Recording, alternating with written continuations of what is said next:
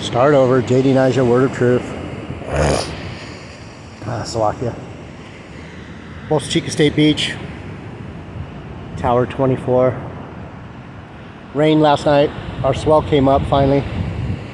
The water looks kind of brown. It's kind of icky. It has a stormy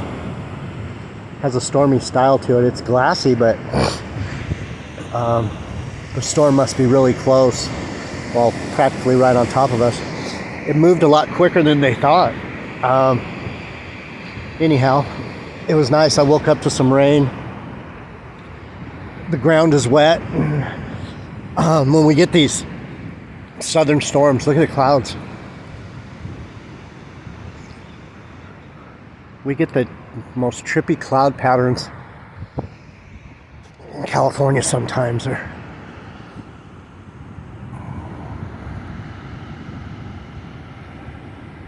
I don't know what you see, but there's something there. I used to take pictures of the clouds all the time. The Lord would show me things in the clouds. I'm good at finding them too. I look at the camera, I see a fox right there, or something. Some kind of animal right there.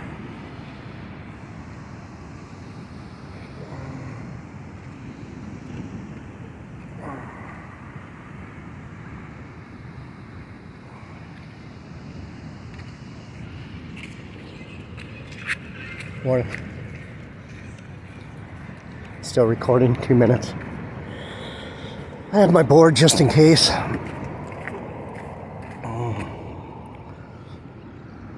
Got my tailgate. Locked down. Locked down. All right.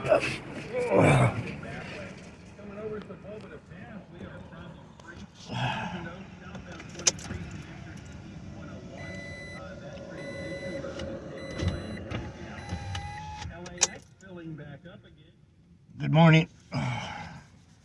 Good afternoon. Good evening.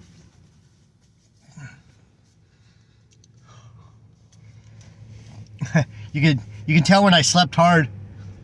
My hair doesn't even get messed up because I'm like dead to the world. So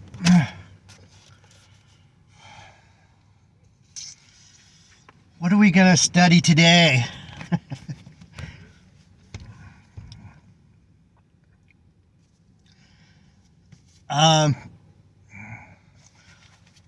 Heavenly Father, bless my brothers and sisters, bless the message. Give us understanding, give us awareness of who you are. Give us a clear, unbridled, childlike vision of who you are. Let us clear our mind of all the bullshit that people have told us about you, and let us seek you ourselves. Amen. So, I think what the prophet has to deal with, I'm going to start here so you can understand. I'm the only way I can bring it to you, really truthfully, without denying my own spirit, without denying my own soul, without denying my God, the God that's in me, the God of Abraham, Isaac, and Jacob, the God of the tribes of Israel, the King of the Jews, Jesus Christ, same dude.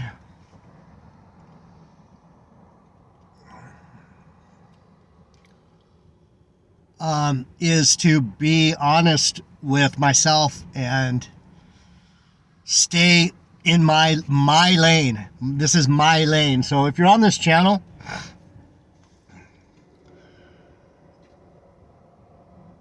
you probably in some way understand that I have something I don't know if it's, I would say it's not to lead you astray, but the Lord can make the prophet say anything he wants him to say. So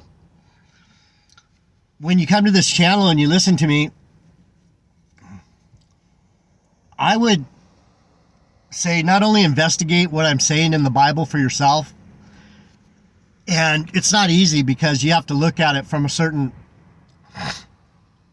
perspective, from a Israelite perspective, to understand a lot of what I'm saying, because it's a book of the Jews. And I heard Vincent Rhodes, Mr. fucking pastor of the Christian church, Coffee with Jesus, he's the one that riled me up again this morning.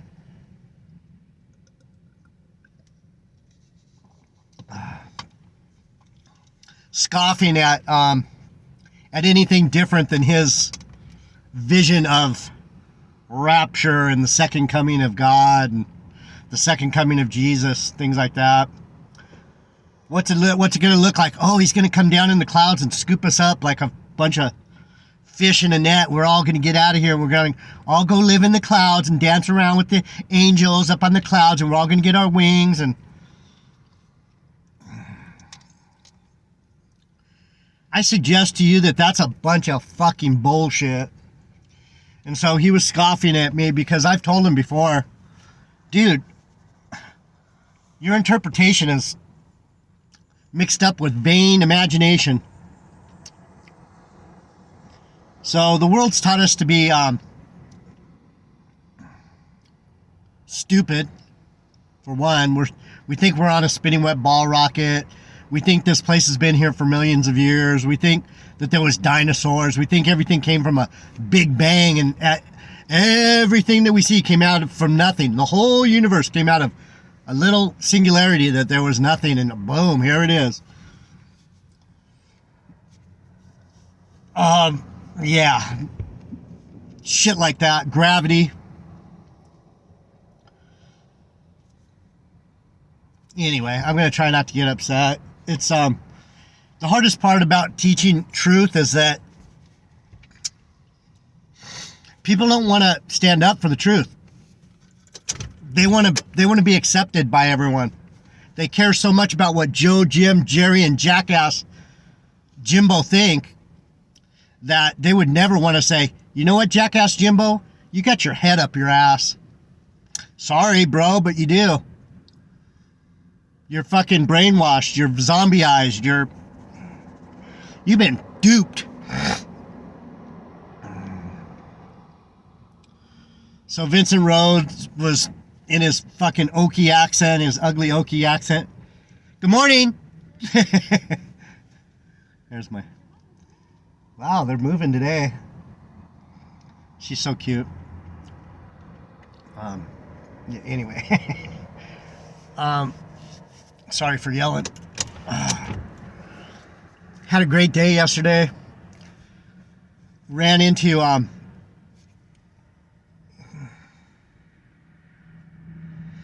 daughter of one of the old school customers of mine. I have a hard time saying customer, client. Who were these people to me? They were actually my family. And so I ran into one of my family members last night that we hardly know each other, but we come from the same Huntington Beach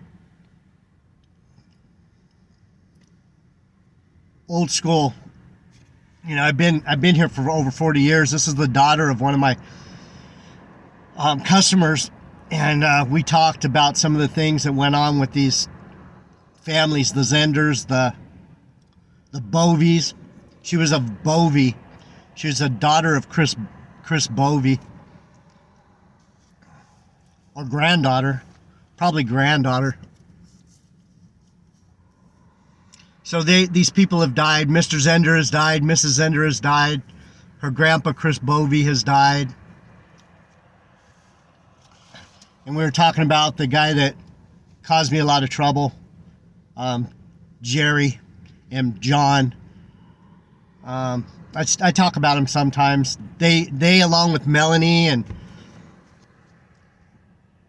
some of these other people really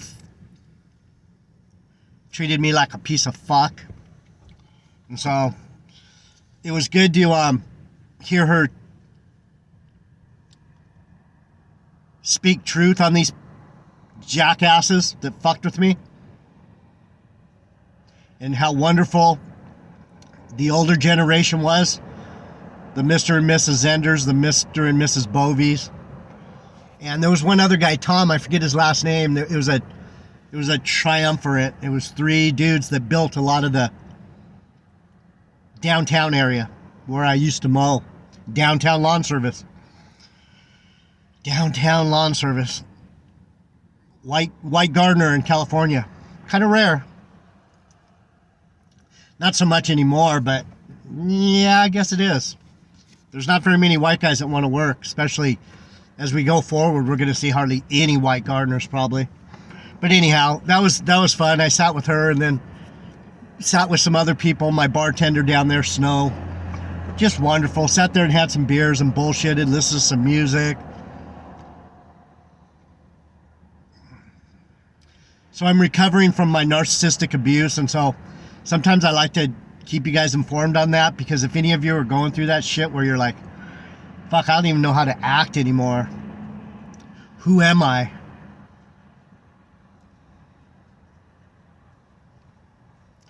Hopefully you had a strong identity before you got toyed with, and you stuck with truth. See, and that's a point I'm going to try and make here before we get going. The beautiful thing about truth is if you can stay as close as you can to it, you'll be set free. So what's been happening for me is slowly but surely I'm getting confirmed of what a fucking cool dude I am. And I mean, it definitely slingshots. I'll get to the point, like right now I feel really good. I'm trying not to get too high on, you know what? I'm fucking right on. I'm trying not to get too full of myself, because that's how that slingshot effect works. You get too high on yourself, and then you have to come back to earth and go, I can't do shit. And so I'm trying not to beat myself up or raise myself up too much. And I think that if you're going through any narcissistic trauma,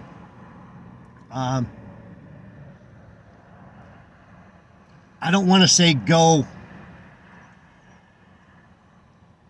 zombie and try and stay on a really flat line. That's good for a while, but if you stay on that flat line too long, you'll get stuck on it and you won't want to do anything. You'll feel like, I can't do anything anymore. I've been traumatized to the point where I can't do anything. And so I feel really good about the work I put in on the tailgate, getting out in the world and looking around and spending some money on something I really wanted and having someone help me get it done. It was little shit like that was a victory, a big victory for my ability to say to myself, I can do it. I can do it. So I just wanted to get that out to some of you who are, some of you don't know you're in narcissistic relationships and being abused, but that's probably because you have such a caring heart that you think that these people are going to change. Be careful. You got to start watching these people that you care about so much that are using your concern for them to abuse you. Don't be a doormat, please. And if you can't voice your opinion, this is the key. If you can't voice your opinion to that person and say, you know what? I've been thinking about it. Someone made me look at how I'm being treated by you, and I feel like a fucking doormat. And I got to tell you, you got to stop treating me this way. I love you, and I'm trying to do the best for you, but I don't get any appreciation. The thanks come in such little portions that I'm starving out here for some fucking acknowledgement. And I'm saying these things because it's hard for me to do that too. If they're not showing you appreciation, they probably don't have it. So think about that, please. All right, so the jumping off point here, we're going to talk about why is it that Israel is the prophets? Why do we see, there's a lot of Christian prophets that are out there talking nonsense and falsehoods and getting people stirred up in the wrong ways, these type of things. We've been seeing this for hundreds of years now. Ever since the Catholic Church took over in the 1600s or whatever, we've had 400 years or more of complete indoctrination into this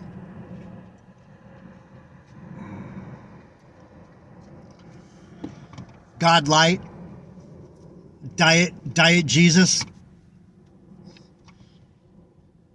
Tastes great, less filling. Tastes great, less filling. Less filling. What are we getting less of?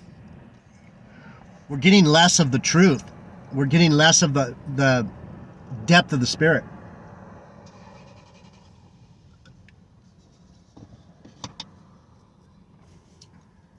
Less truth equals less depth of spirit.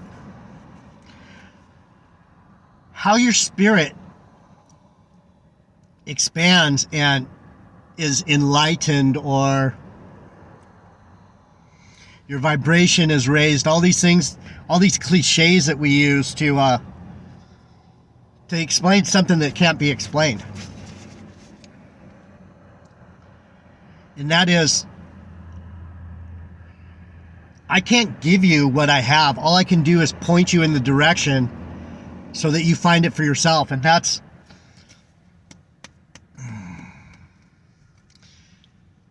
the whole thing. I like that look. Cute. Very plain. Dark skin. No makeup. Thin. Tall. Anyhow, this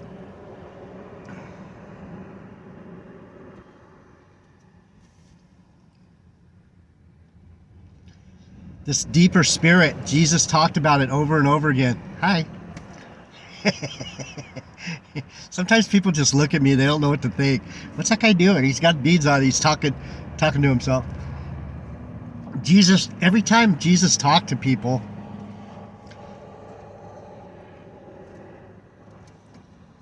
and every lesson he taught and everything that Paul talks about is, be like me. Find God in you so that you can be able to explain God to other people. Paul did it. Peter did it. John did it. Ezekiel did it. Jeremiah did it. The point I'm trying to make here is that if you have the nerve to tell people about who the God of this Bible is, if you have the nerve to do that, you better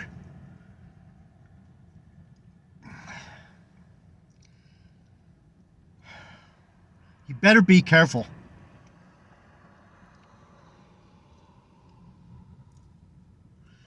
And what I see out here with these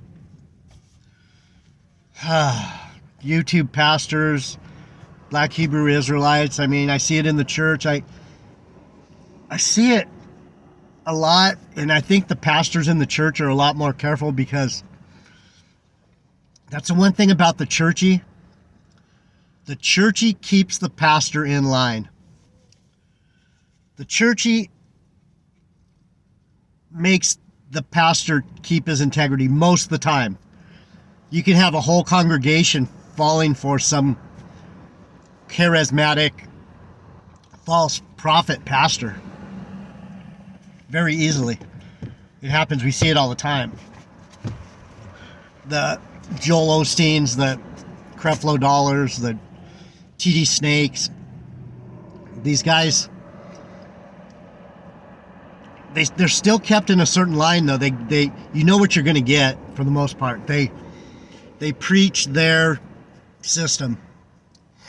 But if you're going to listen to someone who really knows the Bible, it's probably not going to be someone with a big congregation. We're in these days now where, and I should have found it before I got going. Maybe I'll come back in the second one. Let me see what I got. I got 5 more minutes for the lead in.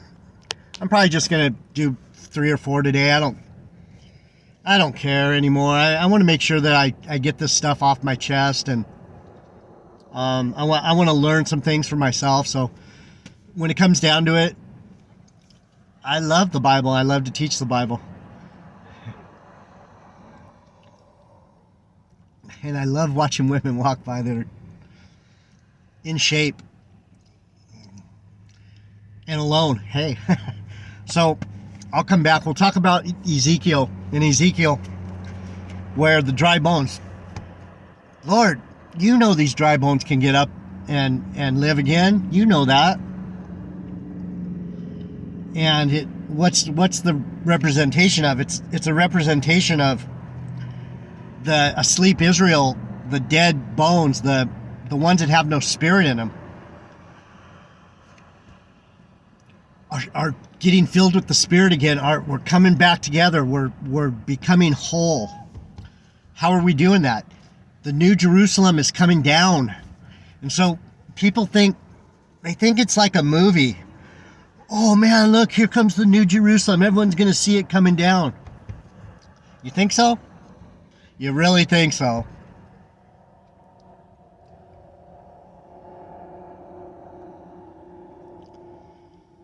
Jesus is here, folks. We're not waiting for him to come back. He's here. He's been here.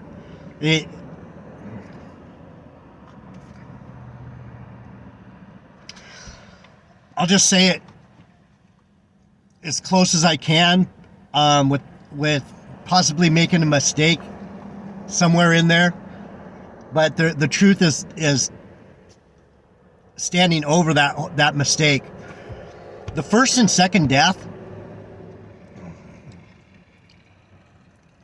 I'm not going to die. My body's going to die. I'm not going to die. I've already been resurrected. There is no second death for me. You know what the second death is? Is when you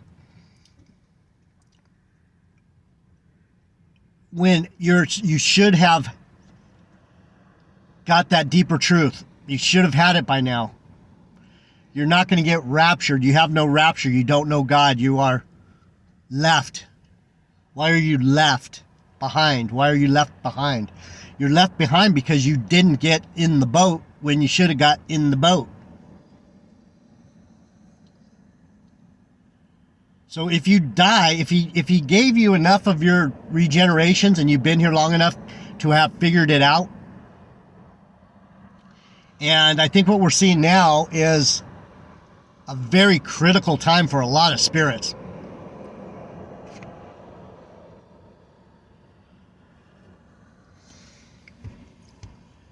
We see the devil coming down with great wrath because he knows his time is short.